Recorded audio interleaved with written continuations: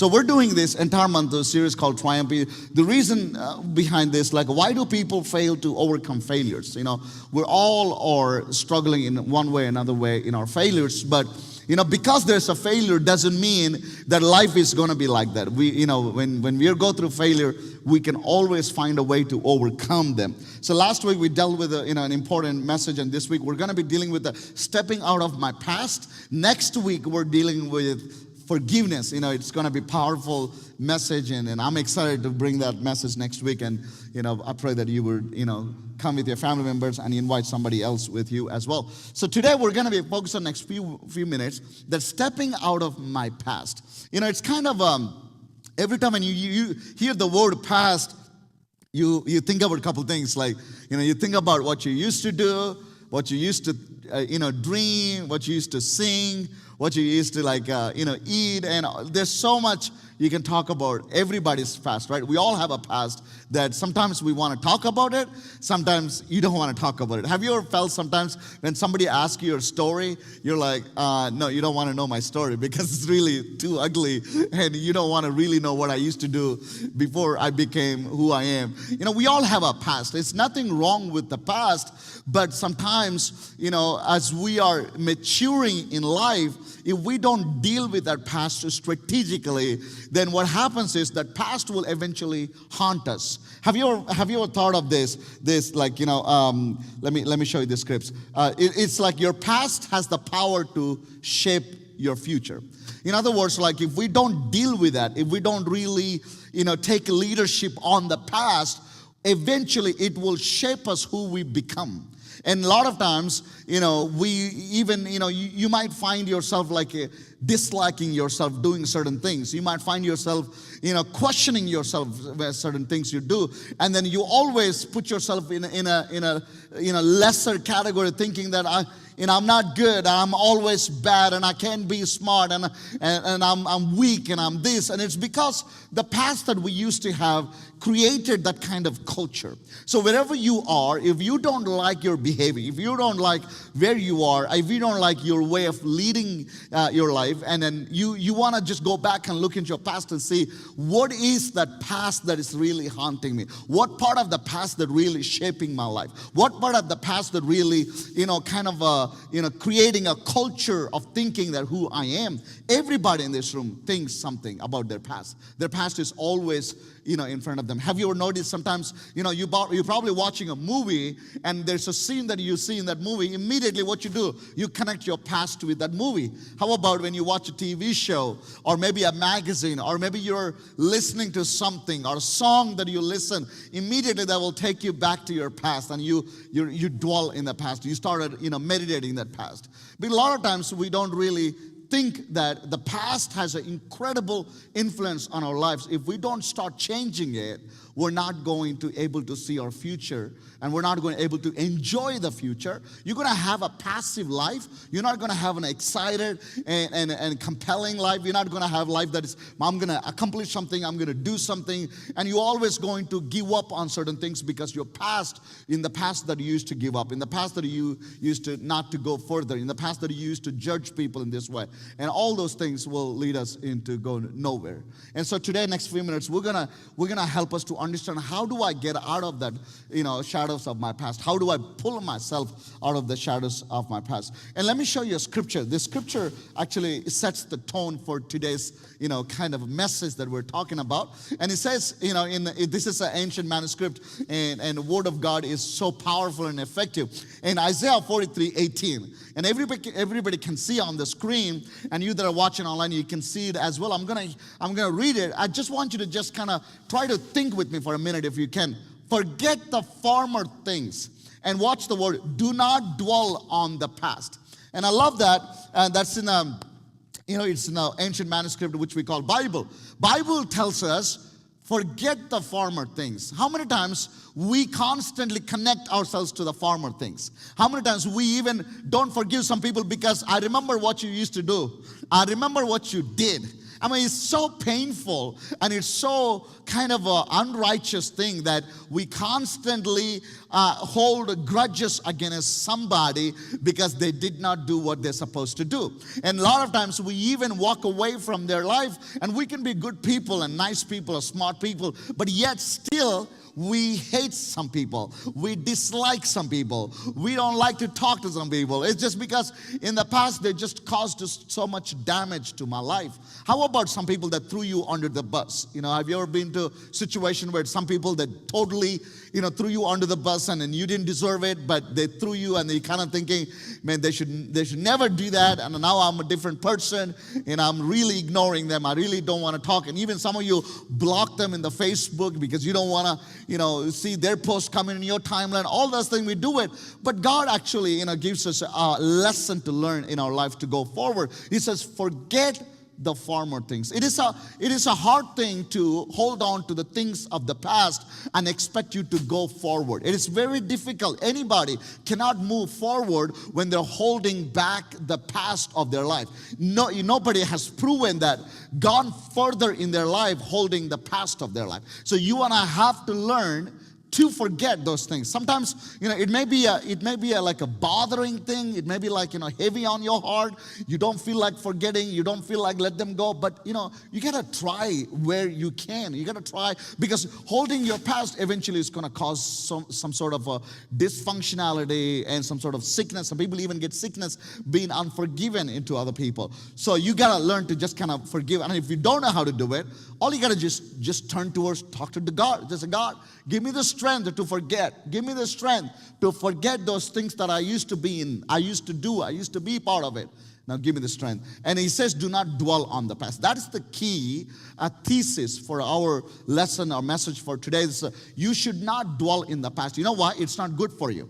You're not going to get better at your life. You're not going to get better at your marriage. You're not going to get better at your school. You're not going to get better at your teenager life. If you dwell in your past will take a hold of your life, and you cannot see the future, or you cannot even enjoy the present. How many times, we have a beautiful country, we have a lovely people, we have great things that God gave us, and a lot of times people don't even enjoy that. They feel depressed, they feel lonely, they feel like life is not fair, they feel like, I don't know why this is happening to me. And all these questions take a hold of them because they're dwelling in the past. And the past is very, very, painful. If you think about certain things that used to be part of it, it's really painful, and you don't want to be part of that. And so the question that I want to pose to all of us, and I want you to think with me for a minute if you can, that how do I step out of shadows of my past?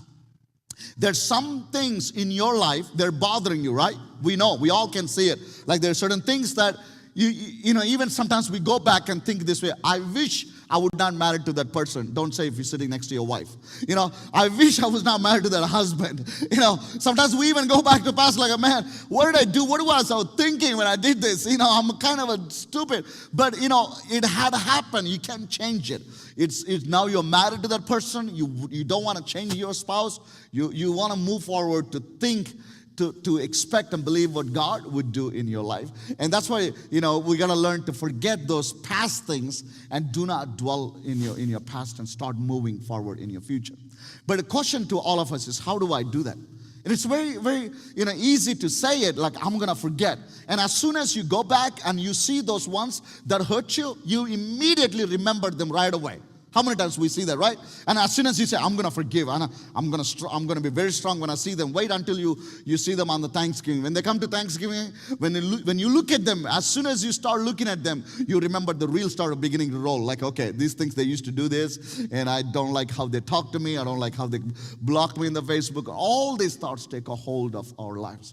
But there's a way to do it. And that's where I'm trying to, help all of us to move towards that direction. I'm trying to lead us towards that direction. We can do it in a systematic and strategic way that you don't have to, dwell on the past. And you can look at the person and not being affected by the person's, sight. You can just keep on enjoying your Thanksgiving dinner. A lot of times during Thanksgiving time, lots of family members go through a struggle to say hello to one another. They have a nervous feeling. They don't feel, even you're eating Thanksgiving dinner, but you're not really enjoying the dinner. You start constantly thinking about the person that is in the dinner table. It's just so sad thing to see that a lot of times things happen, but we can be people who we can really enjoy the Thanksgiving dinner, enjoy life beautiful way if we learn how to do it right way. And that's what I want to talk about it. And I don't find any best person than the person that I wanted to talk to you as a backdrop for us to learn. His name is Moses. Some of you probably are aware of this guy. Some of you probably not. I totally understand. Don't worry about it. Let me help you. This guy is a great guy because, a lot of people know about Bible, and everybody can, learn about Bible and heard about the book called Bible. If you look at the book called Bible, the first 5 books, there are first 5 books are written by this guy called Moses. So he wrote it. But before he wrote them, let's look at his backyard and see who this guy really was. He was born during the time of painful slavery in the land called Egypt. Egypt was the most powerful land at the time, most powerful leadership at the time, and Pharaoh was leading, and Jewish people were slaves to them almost 400 plus years. That's a long time to be a slave in slavery. 400 plus years. And during the time Moses was born, and when Moses was born, the Egyptian people decided, we're going to kill all the babies, because if these babies become a men, they will take the whole Egypt down, and then we will lose all the luxury that we have right now. So Pharaoh decided, let's just kill all the babies. During that time, Moses was born, and by the help of God, by the faith, Moses' parents hid Moses in their home, and then eventually they could not keep him any longer, so they trusted God. They left him on the Nile River. Nile River is one of the largest rivers in Egypt, and it goes all the way from Egypt to close to Middle East, all the way to Israel. So Nile River was huge. So Nile River would flow in front of where Egyptian king Pharaoh's daughter would take a shower. And then one day she was taking a shower, she saw this little baby floating on the water. She's like, man, and can you imagine in that Nile River there's so painful and vigorous, dangerous crocodiles could not even kill the baby. Only God could do a miracle like that. God protected the baby. Eventually, the baby came into the hands of, Pharaoh's daughter. At the time, she was one of the influential person. So Pharaoh's daughter raised Moses. Moses inside was a Jew, but outside he was Egyptian. Imagine that. Have you ever felt a situation like you're one person inside, but outside you're different? And, sometimes we're trying to, express who we are inside, but if we don't know how to express who we are inside, we struggle. And Moses was like that. He grew up in the atmosphere of Egyptian luxury. And then he was, he was not lacking nothing. At the same time, his own people were lacking food, lacking shelter, lacking clothing, the basic things. They don't have it. But Moses had everything. He was lavishly grew up. And at the age of 40, he decided, man, I'm going to stop being this way, and I want to go to help my people. And the way he started helping his people was in a wrong way. How many times we even do sometimes, I'm going to go help somebody, and then you choose your own way, and then you end up become somebody else, and you end up going to somewhere else. So Moses started the same way. He wanted to help, but not really depending on God. He started his own way, and then he ended up becoming a murderer. And this is even painful to listen to the statement that I'm about to make. A murderer wrote 5 books of the Bible. Can you imagine that? How could that be possible? The guy he killed people, and then he wrote almost like 5 great books of in the Bible. So this is what happened that day when he was ready to change his life. So he killed already Egyptian, and now he's ready to bring a justice his own people. He said in Exodus chapter 2 verse 14, he says one of the Jewish guys said, "Hey, who made you ruler or judge over us? Are you thinking of killing me as you killed the Egyptian?" So this is exactly they said. Okay, Moses, now you're literally getting my last nerve. Are you thinking you're going to be a ruler over me? And the next verse says that when Pharaoh heard of this, that he killed somebody, that he tried to kill Moses, but Moses fled from Pharaoh or went to a place called Midian. And the Midian is a place we call a brutal wilderness. So Moses actually left Egypt. So this is where the problem is. When you wanna really not to dwell in your past, you have to leave your past. You cannot associate with your past and expect to change it. A lot of times we say this way. There's 3 areas that our past will always come and take a hold of us. Number 1, the associations. What kind of associations do you have that continuously, constantly reminding your past? You need to disconnect them for a season. I'm not saying permanently, but for a season, you need to disconnect them. And number 2 is, what kind of, time are you spending your time? Like, is your time enough spending, or your time is wasting with the wrong kind of stuff? You gotta measure that. And third one is that keeping your mind in the right direction, that will really helps us to stay away from your past. So Moses he changed the place. He left the place and he found a place where it's a Midian. Just for a minute, for argument's sake, Moses grew up in no lack at all. I mean, like, he was almost a prince in Egypt. He had everything that he wanted. He grew up in an incredible wealth. Now he ended up in wilderness. Can you imagine his life? Like 40 years of his life was lavish, luxurious, and absolutely everything he wants was there. But now, next 40 years of his life, he's in the wilderness. And why do I say this story? And this is kind of a backdrop for us to, like, how do I step out of my past? So Moses now end up in the wilderness. All he's doing is 2 things. Number 1, he gets up in the morning, he takes those sheep to feed them, and then he talks to the sheep. Now he comes back home, he sleeps with the sheep. And he would do that 40 years. Can you imagine that? Like a job, just simply getting up morning, talking to sheep, and sleeping with the sheep. And that's your job for 40 long years. That's a long time to do a job like that. But all along, he was struggling to really understand why my life went this way. At the age of 80, he really changed his direction. At the age of 80, he's really started thinking right. I mean, some of you probably, don't have to be, turning 80 to change everything. You can start thinking now. We can start, like, how do I change my past? How do I, not depend or dwell in my past? Like, he was in a wilderness thinking about all that. Man, I killed people. I used to have a good life. Now I don't have a good life. I don't know why my life has become this way. I don't have a hope for my life. I'm so miserable. I don't know what else to do. And he probably, at the end of his life, and God showed up and God did something incredibly beautiful. And long story short with him, that after he turned 80, when he learned to step out of his past and he became a most powerful leader, he led millions of people towards the promised land. And eventually there's a nation today we call Israel. And that's the story of this guy called Moses. But today, what I want to do is, I want to look at this guy, and he wrote a psalm. In that psalm, he gives us an incredible picture that what we should do in order for us to come out of the shadows of our past. He wrote a psalm that describes us, all of us, how do we get out of our past quickly and fast, because if you don't do it right away, and the past will eventually take a hold of your life daily basis and start deteriorating you inside out, and which you don't want to be that way. So Psalms 90, and a lot of times when you look at Psalms, we immediately think who? David, right? How many people believe that David is the guy who wrote the Psalms? But this particular psalm written by Moses.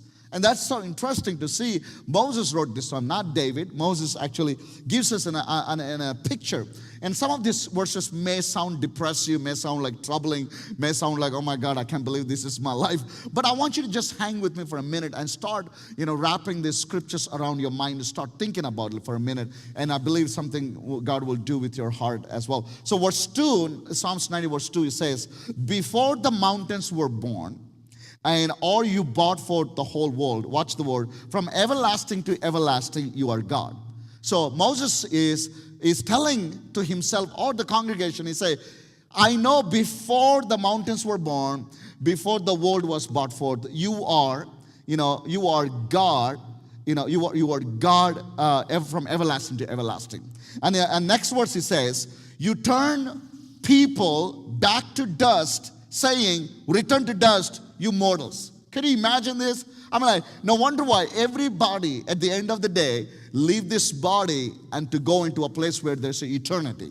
And he's saying God actually set this in the motion. He said, God says, you turn people back to dust. And Moses understood this. And that's what I want you to know. He had an understanding, so he was not depending on his past. He started grabbing something that he could go further in his life so that he could retire the past that he used to be in. He says, you turn people back to dust, saying, return to dust, and you mourn them. And the next one is my favorite one. He says, 1,000 years in your sight are like a day that has just gone by.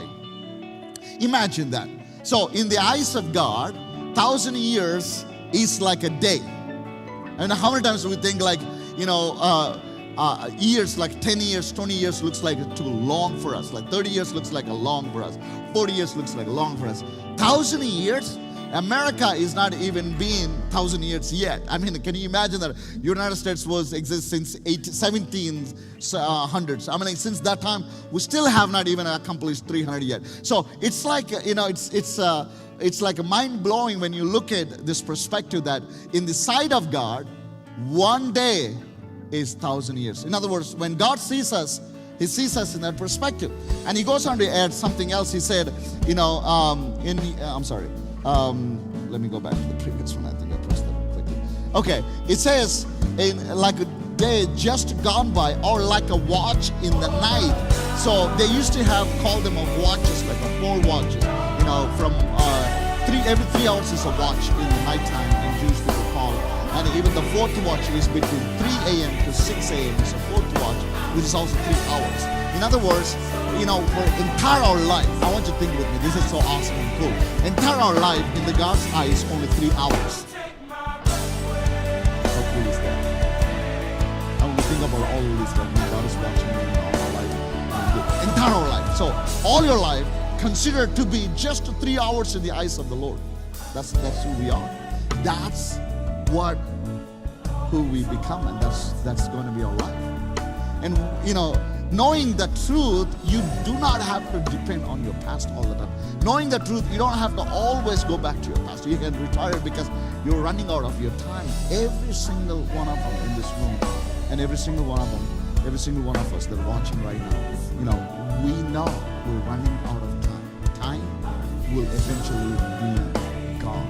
It will eventually run out of time. So let's look at next verse. Next verse, he said, you set our iniquities before you and our secret sins in the light of your presence. We all know, we all have some sort of secret sins, right? Some things that we do quietly, privately. We don't want to let anybody know, but we think like only myself will know. But look at what Moses says. Moses says, let me give you a warning that your secret sins are come to light in the presence of God. And knowing that, then you're gonna have a sense of reverence or fears. Like I don't wanna have a secret life. I don't wanna have a secret sin in my life. And he goes on to say, you have set your iniquities, before you. All our iniquities are available before God as well. And he goes on to say, our days may come to 70, and watch the word, or 80, if our strength endures, yet the best of them are but the trouble and sorrow, for they quickly pass and we fly away. I mean, that verse looks like it's a little depressive. It's like, oh my God, that's it? That's who we are. I mean, the whole life is either 70, or if you have a good strength, maybe you go 80 years.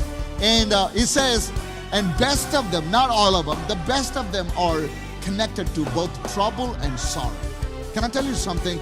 That every single human being will have a trouble on this earth. Whether you're a Christian, whether you're non-Christian or non-churchgoer, churchgoer, no matter who you are, every one of them have a trouble. Because trouble will be evidence that we know that we're facing life on this earth. But goodness is, Jesus himself gives us that, I have overcome that for you. You can actually depend on me and let me lead you through the trouble. In other words, that yes, there may be a trouble, yes, there may be a sorrow, but I'm going to give you the strength to lead your life through your trouble, through your sorrow. That's a beautiful thing to know, that only God would do stuff like that. And he said all these things to say this. And as you learn all of them, so Moses comes to a realization. And he looks at God. He said, God, I've learned all this, and I looked at you, how you send people back to dust, and 3 hours of our life is just just kind of entire life in front of your eyes, and you can see our iniquities, you can see my secret sin, and my life is totally full of trouble and sorrow, and in all this, as I can see it, what's going on in my life. And because of that, he says, he prays this prayer, and that's what we're gonna pray in order for you to come out of the past, in order for you to come out of the shadows of life. He said, teach us to number our days. To watch and listen to the full sermon, please download our CJC Life app to your mobile device. Also, go to CJCLife.com to find more information. Thank you for watching this message. We pray that this message touched you, helped you, or maybe encouraged you. Hey, my name is Philip Sundar. I'm pastor of CJCLife Church. We're located right here in San Antonio. Our address is 6401 Bandera Road, and it will be incredible honor to have you in one of our Sundays. Every Sunday we have services 9:30 a.m., 11 a.m., and 1 p.m. Spanish service. And if you're here close by San Antonio, swing by, check us out. It will be a blessing to have you. Thank you so much. Have a blessed day.